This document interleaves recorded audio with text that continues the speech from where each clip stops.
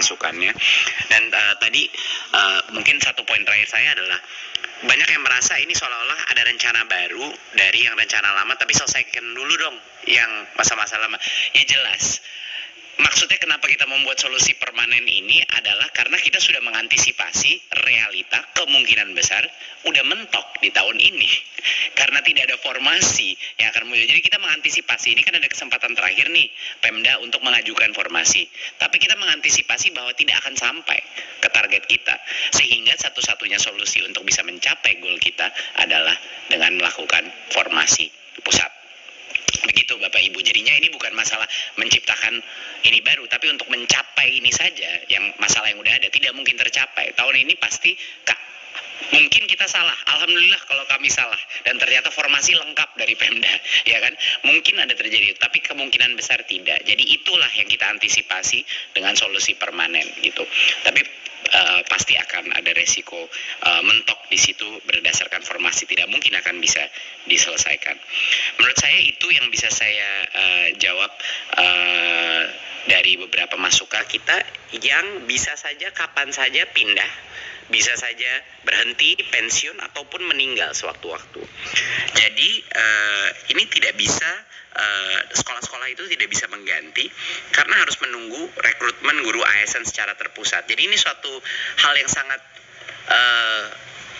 sedikit berbeda ya, di mana di siklus di sekolah itu ada kebutuhan guru yang real time yang terjadi secara berkala, tetapi rekrutmen guru itu dilakukan secara gelondongan per tahun. Jadi ini menurut kita suatu masalah yang akan selalu menyebabkan kebutuhan guru secara tiba-tiba di dalam sekolah yang ujung-ujungnya pasti akan terpaksa merekrut honorer misalnya. Dan ini harus kita selesaikan dengan mekanisme. Permasalahan kedua adalah perekrutan ini dilakukan secara terpusat karena adanya kekhawatiran bahwa jumlah dan kompetensi guru itu tidak sesuai kebutuhan.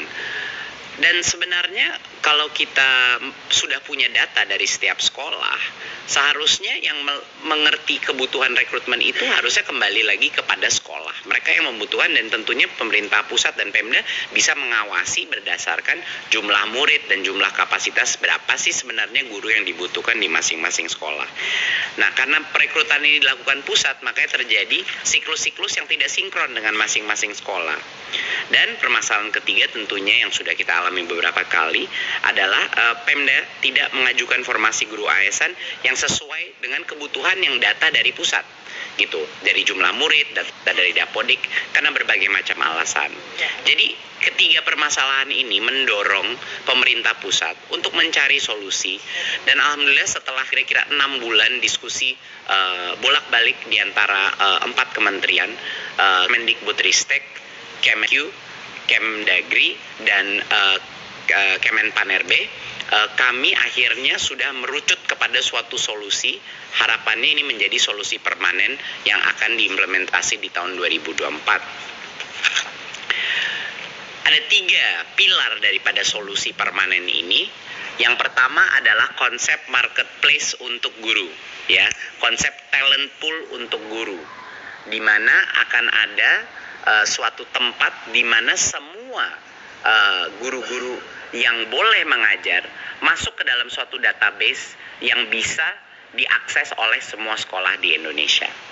Pilar kedua adalah pola perekrutan yang tadinya itu dilakukan secara centralized di pusat, yang sekarang akan diubah menjadi real time. Perekrutan itu dilakukan langsung oleh sekolah, jadi mereka bisa melakukannya kapan aja. Dan yang ketiga adalah memastikan bahwa kalaupun kita sudah membuat suatu marketplace atau bisa dibilang pasar talenta untuk setiap sekolah, tetap saja pasti akan ada sekolah-sekolah yang kebutuhan guru dan tidak ada guru-guru yang ingin diposisikan di sekolah itu.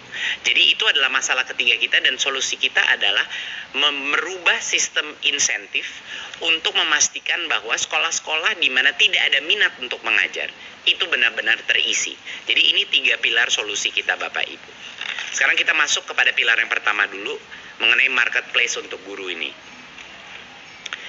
Marketplace untuk guru adalah suatu database yang nanti akan didukung secara teknologi, di mana semua sekolah ini bisa nanti mengakses siapa sih saja yang bisa menjadi guru dan siapa yang saya mau undang untuk menjadi guru di sekolah saya. Siapa aja yang akan masuk ke dalam marketplace ini? Yang pertama adalah guru-guru honorer yang sudah lulus seleksi. Ya, mereka yang mengikuti seleksi untuk menjadi calon guru ASN.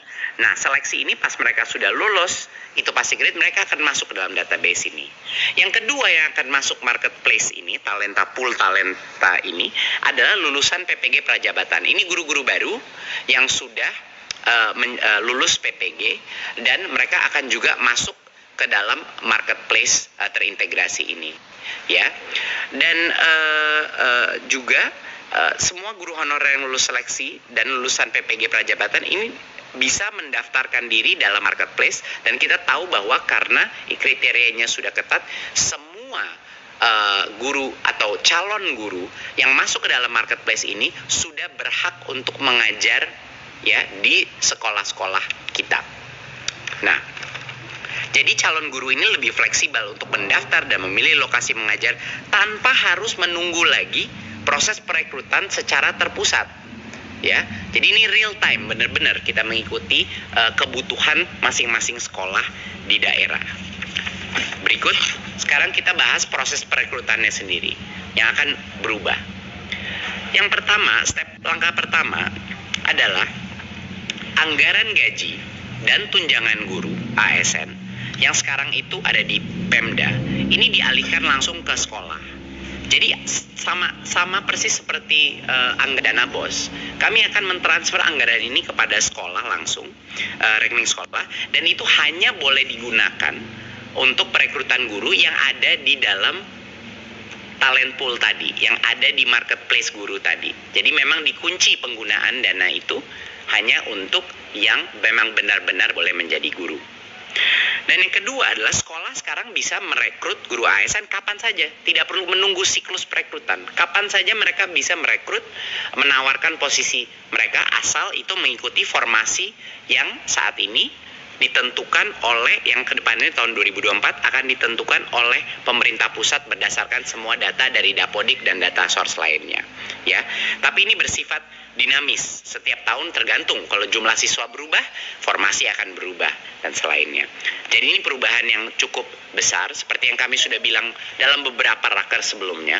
Kalau memang kita menyadari bahwa formasi dari daerah tidak akan mencukupi menutupi kebutuhan guru kita, formasi itu pun sekarang rencananya akan ditentukan oleh pusat berdasarkan data Dapodik ya, dan data-data lain ya.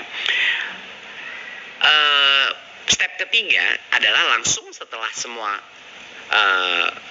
talenta pool itu sudah jadi dan sekolah bisa mengakses, anggaran sudah ditransfer ke sekolah, perekrutan itu dilakukan melalui platform teknologi ini. Jadi setiap sekolah, setiap kepala sekolah bisa memastikan untuk merekrut guru yang berkompetensi. Dan ini dikunci, sekali lagi ini yang penting. Kita kan mau mengatasi masalah honorer ini secara permanen Bapak Ibu. Artinya dana yang ditransfer ke sekolah itu hanya boleh diberikan kepada calon-calon guru yang ada di dalam database tersebut. Di luar itu tidak boleh dilakukan transfer. Ya, di luar itu akan ada pelanggaran, sehingga dengan adanya sistem marketplace seperti ini tidak ada lagi opsi untuk menggunakan anggaran untuk bisa merekrut guru honorer lagi karena sudah ada marketplace terbuka. Ya, jadi kita tidak menciptakan masalah di masa depan, Bapak Ibu. Nah, dan kalau seorang calon guru tadi, misalnya guru yang lolos passing grade, ya sudah direkrut oleh sekolah, confirm, maka otomatis dia akan diangkat sebagai ASN, otomatis menjadi P3K. Ya, jadi ini mekanisme yang sangat efisien gitu. Pada saat ada